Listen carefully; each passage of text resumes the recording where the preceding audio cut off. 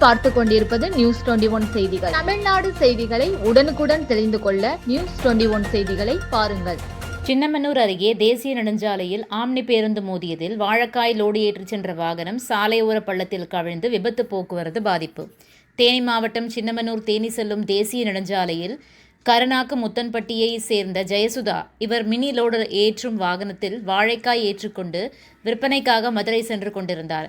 அப்பொழுது கம்பத்திலிருந்து சென்னை நோக்கி சென்று கொண்டிருந்த ஆம்னி பேருந்து டாடா ஏஸ் வாகனத்தின் பின்பக்கமாக மோதியதில் தலைக்கு புற தேசிய நெடுஞ்சாலை ஓரத்தில் பள்ளத்தில் கவிழ்ந்தது. அருகில் இருந்தவர்கள் உடனடியாக 108 ஆம்புலன்ஸுக்கும் தீயணைப்பு மீட்புத் துறையினருக்கும் தகவல் தெரிவிக்கப்பட்டு விரைந்து வந்த தீயணைப்புத் துறையினர் ஈடுபாடுகளில் சிக்கியிருந்த ஓட்டுநர் ஜெயசீலன் மற்றும் உடனிருந்தவரை மீட்டனர். நல்வாய்ப்பாக எந்த ஒரு காயங்களும் இல்லாமல் இருவரும் உயிர் தப்பினர். சம்பவ இடத்திற்கு விரைந்து வந்த சின்னமனூர் காவல் நிலைய சார்பு ஆய்வாளர் முத்துசாமாண்டி தலைமையில் விசாரணை மேற்கொண்டு வருகின்றனர்.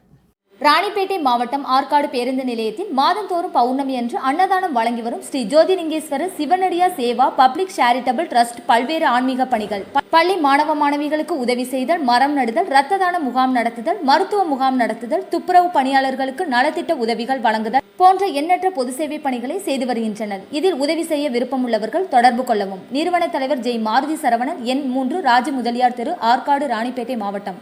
மேலும் விவரங்களுக்கு 9040405952 8098187924 என்ற எண்ணை தொடர்பு கொள்ளவும்.